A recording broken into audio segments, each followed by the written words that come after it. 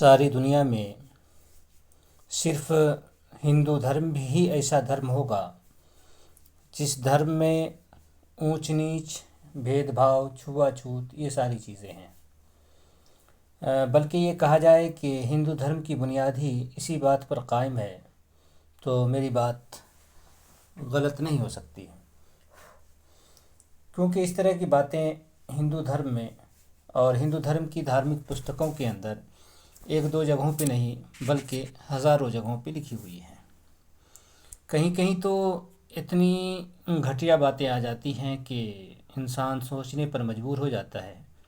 और अगर किसी के पास थोड़ी सी इज़्ज़त नाम की कोई चीज़ होगी तो फिर वो इस धर्म में रहना भी पसंद नहीं करेगा। ये आपके सामने जो पुस्तक खुली हुई है, इस पुस्तक का नाम है गरुड़ पुराण।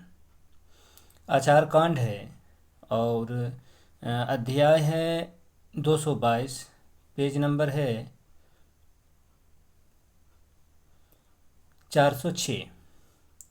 इसमें मैं आपको एक चीज़ पढ़ के दिखाता हूँ कि आप देखें। हालांकि इस तरह की बातें इस पुस्तक के अंदर दसियों जगहों पे है, लेकिन दिखा देता हूँ कि क्या है। यहाँ देखिए क्या लिखा हुआ है। कुत्ते, सियार और बंदर को कुएं में गिरा हुआ देखकर उस कूप का जल पीने से ब्राह्मण 3 दिन, क्षत्रिय 2 दिन तथा वैश्य 1 दिन के उपवास के पश्चात शुद्ध होता है। अब यहाँ आप देखें कि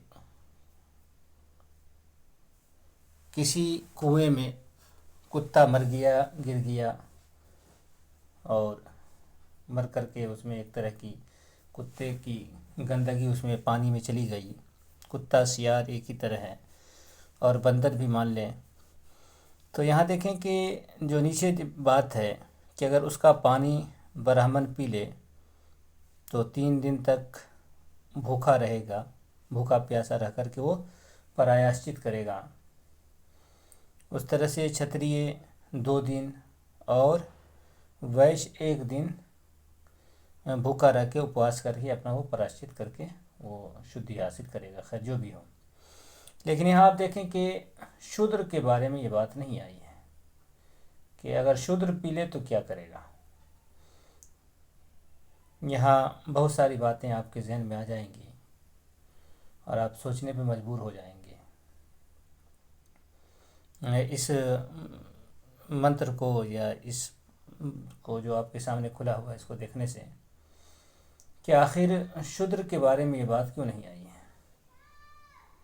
इस पुस्तक के अंदर बहुत ज़्यादा शूद्रों का अपमान हुआ है गरुड़ पुराण के अंदर, और पुराणों की बनिस्बत शूद्र का ज़्यादा अपमान हुआ है, शूद्र को ज़्यादा जलील किया गया है। अब ऊपर से देखें 4, 3, 2, 1, अब उसके बाद तो कुछ बचता ही नहीं है।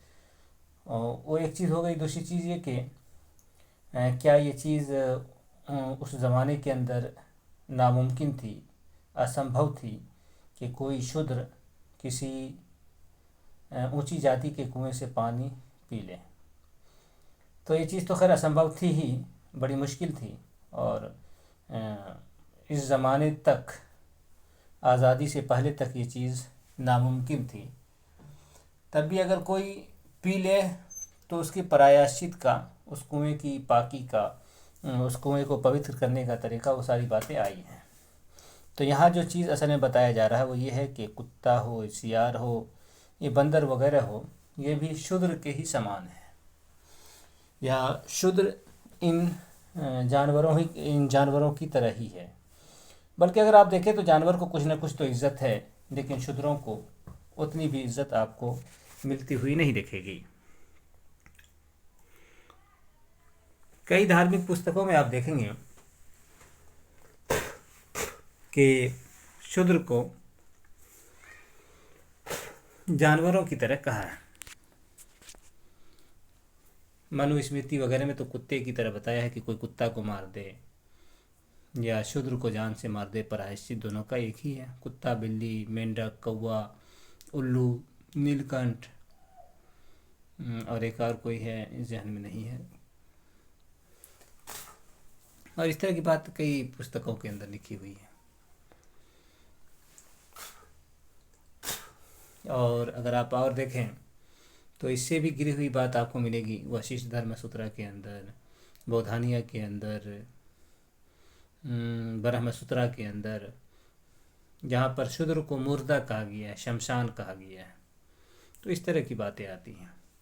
तो ये चीज़ देखने की है कि यहाँ से भी ये बात सिद्ध होती है कि हिंदू धर्म में जो 90% ये शूद्रों की, दलितों को मिला दिया जाए तो आबादी बनती है, तो उसको इस हिस्से पे, इस कैटेगरी में, इन जानवरों की ही कैटेगरी में रखा गया है। तो यही बात बतानी थी जो आपके सामने है।